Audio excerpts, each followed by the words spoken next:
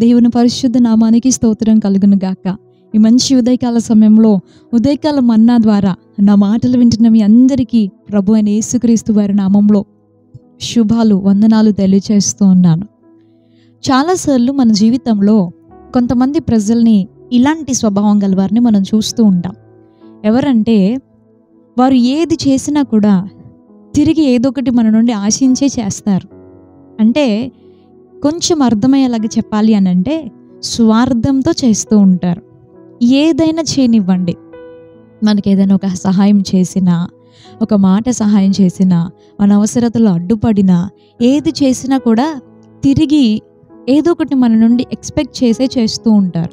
ఇక్కడ మనం ఎవరిని తప్పు పట్టాల్సిన అవసరం లేదు. ఎందుకు అనంటే ప్రతి మనిషికి కూడా ఆశ, ఆలోచన తప్పకుండా ఉంటుంది. మనం వెళ్తేనే కదా ఎవరైనా మన దగ్గరికి వస్తారు, మనం సహాయం చేస్తేనే కదా మనకు అవసరమైనప్పుడు ఎవరైనా మనకి సహాయం చేస్తారు అని. ఇలాంటి ఆలోచన కలిగి ఉండడం తప్పు కాదు, కానీ అదే ఆలోచనతో మనం ఏదైనా చేయడం అనేది తప్పే కదండి. మనందరం ఆలోచించాలి. అవును, ఇది ఏదో చేస్తారు కాబట్టి మనం చేయడం, లేదంటే ఏదో ఇవ్వాలి కాబట్టి మనం ఇవ్వడం, ఇదంతా కూడా ఒక స్వార్థంతో కూడినటువంటిదిగా మనకు కనబడుతూ ఉంటుంది. దేవుని వాక్యానుసారంగా మనం చూసుకుంటే ఎప్పుడైనా కూడా మనం ఏ పరిస్థితిలో ఉన్నా మనం చేయగలిగినంత వరకు ఇతరులకి మనం సహాయము చేయాలి, వారిని మనము ప్రేమించాలి. అది స్వాభావికంగా మనం ప్రేమించాలి, కానీ వారేదో తిరిగి ప్రేమించాలి కాబట్టి అని, వారేదో మనకి తిరిగి సహాయం చేయాలి కాబట్టి అని, ఒకవేళ వారి పరిస్థితులను బట్టి వారు రాలేకపోతేనో, వారి పరిస్థితులను బట్టి ఎదుటివారు మనకి సహాయం చేయలేకపోతేనో మనకి కోపము, వారి మీద ద్వేషము ఇవన్నీ రావడం అనేది ఎప్పటికీ మన జీవితానికి ఆత్మీయంగా మంచిది కానే కాదు. అయితే ఈ విషయాన్ని ఎందుకు ఇప్పుడు నేను జ్ఞాపకం చేశాను అనంటే, మనము ఈ స్వభావాన్ని మానవ నైజంగా కలిగి చివరికి దేవుని దగ్గర కూడా ఇదే స్వభావాన్ని మనం కొన్నిసార్లు కనపరుస్తూ ఉంటాం. మనం ప్రార్థన చేసినా కూడా అది దేవునికి ఏదో ఉపయోగపడుతున్నట్టు, దేవుడు మనకి తిరిగి ఏదో చేస్తాడు కాబట్టి మనం ప్రార్థన చేస్తున్నట్టుగా కొన్నిసార్లు మన ఆలోచనలు వెళ్ళిపోతూ ఉంటాయి. దేవుని కొరకు మనం ఏదైనా కానుక ఇచ్చినా కూడా తిరిగి ఆయన మనకి ఏదో ఇస్తాడు కాబట్టి మనం ఇవ్వాలి అనే ఆలోచన. పరిచర్య చేసినా కూడా నేను ఇది చేశాను కాబట్టి దేవుడు ఇది చెయ్యాలి, లేదంటే నేను ఈ పరిచర్యలో పాలుభాగస్తులుగా ఉన్నాను కాబట్టి దేవుడు ఇది చెయ్యాలి అన్నట్టుగా ఒక స్వార్థపూరితమైనటువంటి ఆలోచనలు రావడం అనేది ప్రతి మనిషికి జరుగుతూ ఉంటుంది. కానీ దేవుని వాక్యానుసారంగా దాన్ని మనం విరిచివేసుకోవాలి.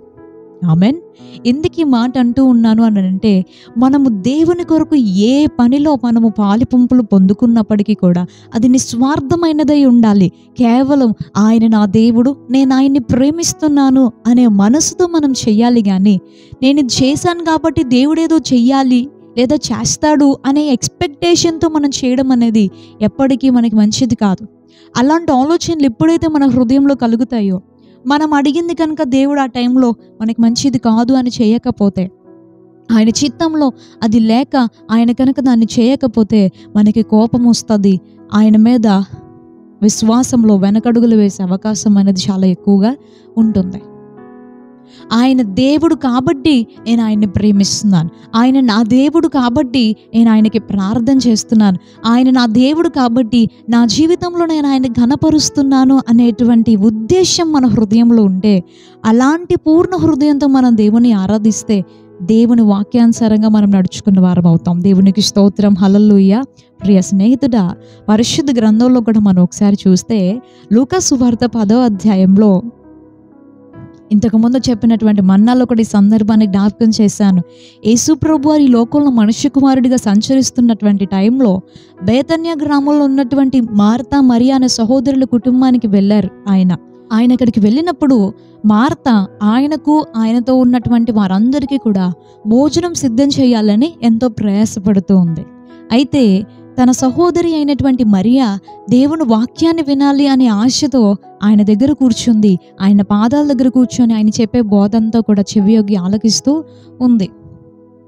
ఇప్పుడు మార్త ఒక పని అవసరమైన చోట ఇంకా అనేకమైన విస్తారమైన పనులు తనకు తానే కల్పించుకొని తొందరపడిపోతూ ఉంది. సహాయం చేసేవారు ఉండాలి అని ఎక్స్పెక్ట్ చేస్తూ ఉంది. అంతవరకు ఉంటే బాగుంటుంది, ఆయన కొరకు భోజనం సిద్ధం చేయడము ఇదంతా కూడా మంచిదే. కానీ ఆమె యేసయ్య దగ్గరికి వచ్చి పలికినటువంటి ఒక మాట మనం ఆలోచించాలి. 40వ వచనం మనం చదివితే, లూకా సువార్త 10వ అధ్యాయం 40వ వచనం, మార్త విస్తారమైన పని పెట్టుకొనుట చేత తొందరపడి ఆయన యొద్దకు వచ్చి, ప్రభువా, నేను ఒంటరిగా పనిచేయుటకు నా సహోదరి నన్ను విడిచిపెట్టినందున నీకు చింత లేదా? నాకు సహాయం చేయమని ఆమెతో చెప్పుము అనేను. నేను ఒంటరిగా పనిచేయడానికి నా సహోదరి నన్ను వదిలేసింది అంటే పనంతా కూడా నా మీద విడిచిపెట్టేసింది కదా, నాకు సహాయం చేయమని నువ్వు ఆమెకు చెప్పు అని అంటే బాగుంటుంది. కానీ నీకు చింత లేదా అని యేసయ్యని క్వశ్చన్ చేస్తూ ఉంది. అంటే నీ కొరకే ఇదంతా నేను చేస్తున్నాను కదా, ఒక్కదాన్నే చేస్తున్నాను కదా, నీకు చింత లేదా అని అడుగుతుందండి. అంటే దేవుని కొరకు నేను ఇది చేస్తున్నాను కాబట్టి, నేను ఒంటరిగా చేస్తున్నాననే విషయాన్ని కూడా ఆయన గ్రహించి నా కొరకు సహాయం చేయమని చెప్పి మరియను ఆయనే నన్ను గురించి ఆలోచించి పంపించాలి అని ఆమె ఎక్స్పెక్ట్ చేస్తూ ఉంది. ఆ తొందరపాటుని తన మాటల్లో యేసయ్య దగ్గర వ్యక్తపరుస్తూనే ఉంది, నీకు చింత లేదా అని చెప్పేసి. మన ఇంటికి ఎవరైనా భోజనానికి వస్తే విస్తారమైన పనులు మనం పెట్టుకుంటే, మన ఇంట్లో వారు మనకి ఎవరైనా సహాయం చేయకపోతే వారిని కదా మనం అడగాలి, నాకు ఎందుకు నువ్వు సహాయం చేయడం లేదు, నా ఒక్కదాన్ని ఎందుకు విడిచిపెట్టావు, ఎందుకు రా నాకు సహాయం చేయని మరియను పిలవాలి. కానీ ఇక్కడ తన యొక్క బాధను, ఆ ఫ్రస్ట్రేషన్, ఆ తొందరపాటుని దేవుని మీద వ్యక్తం చేస్తుంది. నీ కోసమే నేను ఇదంతా చేస్తున్నాను కదా, నీకు చింత లేదా అని యేసయ్యని ప్రశ్నిస్తూ ఉంది. మన జీవితంలో కూడా ఇలాగున ఎప్పుడైనా మనం దేవుని ప్రశ్నించి ఉంటామంటారా? నేను అంత చేశాను కదా, నేను అలా కానుకిచ్చాను కదా, నేను ప్రతి ఆదివారం తప్పకుండా మందిరానికి వచ్చాను కదా, నేను పరిచర్య చేశాను కదా ప్రభువా, నువ్వు ఇది ఎందుకు చేయవు, నువ్వెందుకు నన్ను చూడడం లేదు, నాకెందుకు సహాయం చేయడం లేదు అని దేవుణ్ణే క్వశ్చన్ చేసినటువంటి సందర్భాలు జీవితంలో ఉన్నాయా అండి? ఎప్పుడైనా బాధ కలిగినప్పుడు, ప్రభువా ఒకసారి నన్ను జ్ఞాపకం చేసుకోయ్యా, నాకు సహాయం చెయ్యని బ్రతిమలాడడం తప్పు కాదు. కానీ నేను ఇది చేశాను కాబట్టి నువ్వు ఇది చెయ్యాలి, నేను ఇది చేశాను కాబట్టి నువ్వు నాకు హెల్ప్ చేయాలి అని చెప్పేసి డిమాండ్ చేయడం అనేది ఎప్పటికీ వాక్యానుసారం కానే కాదు. ఒకవేళ అలాంటి ఆలోచనలు మన జీవితంలో కలిగి ఉన్నట్లయితే వాటిని పూర్తిగా మనం తీసేసుకోవాలి. ఉదయకాలం మనుషుల విషయంలోనైనా దేవుని విషయంలోనైనా సరే ఏది ఇన్ రిటర్న్ ఎక్స్పెక్ట్ చేసి కాదు, కానీ ప్రేమ కలిగినటువంటి హృదయంతో ఏది చేసినా కూడా నిష్కపటమైన హృదయంతో మనం చేయాలి. ఇలా వాక్యానుసారంగా మనం జీవిస్తే దేవుడు మనకి సహాయం చేస్తాడు.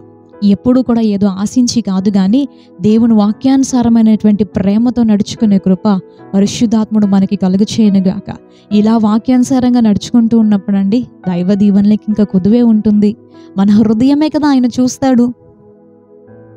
నిస్వార్థమైనటువంటి ప్రేమ, నిష్కల్మషమైనటువంటి హృదయంతో మొదట దేవుని, తర్వాత ప్రజలందరినీ మనం ప్రేమించుదాం గాక. దైవాశీర్వాదాలు మనకుండును గాక. ప్రార్థన చేసుకుందాం. పరిశుద్ధుడా, ప్రేమగల తండ్రి, నీకు వందనాలు. ఈ ఉదయకాల సమయంలో నీవు మాట్లాడిన ప్రతి మాట కొరకు నీకు స్తోత్రం డాడీ. అయ్యా, నీ వాక్యానుసారంగా నడుచుకునే జీవితం మాకు దయచేయండి. ఎప్పుడు ఎదుటివారి నుండి ఏదో ఆశించి మేము వారికి సహాయం చేసేవారిగా, ప్రేమించేవారిగా ఉండకూడదు. కానీ ఎలాంటి వారైనప్పటికీ కూడా నీ ప్రేమతో ప్రేమించే మనస్సు మాకు దయచేయండి. ప్రేమ కలిగిన హృదయంతో సహాయం చేసే మంచి మనస్సును మా అందరికీ మీరు దయచేయండి. ప్రాముఖ్యంగా తండ్రి, నీ విషయంలో మేము ఇది చేసాం కాబట్టి నువ్వు అది చెయ్యాలి అని అలాంటి ఆలోచనలతో కాకుండా, నీవు దేవుడవు కాబట్టి, నీవు మా తండ్రివి కాబట్టి అని పూర్ణ హృదయంతో నిన్ను ఆరాధించుటకు, పూర్ణ హృదయంతో నిన్ను అనుసరించుటకు మాకు నీ సహాయం చేయండి. నీ కొరకు మేము తలపెట్టే ప్రతి పనిలో కూడా నిస్వార్థమైనటువంటి మనస్సులు మా అందరికీ దయచేయండి. యథార్థంగా నమ్మకమైన వారిగా నీ కొరకు నిలబడుటకు మా అందరికీ శక్తిని దయచేయమని, ఈ ప్రార్థనలో నాతో ఏకీభవిస్తున్న ప్రతి బిడ్డను దీవించి ఆశీర్వదించమని నజరేయుడు శక్తి కలిగిన యేసు నామములో ఈ ప్రార్థన అడుగుతున్నాం పరమ తండ్రి. Amen, amen. ప్రభువైన యేసుక్రీస్తు వారి నామంలో మరొకసారి మీ అందరికీ వందనాలు తెలియజేస్తున్నాను. రేపు ఉదయం ఇదే సమయానికి మరలా ఉదయకాల మన్నాలో మనం కలుసుకుందాం. అంతవరకు దేవుని మహాకృప మనందరికీ తోడై ఉండును గాక. May God bless you. Thank you so much. Praise the lord.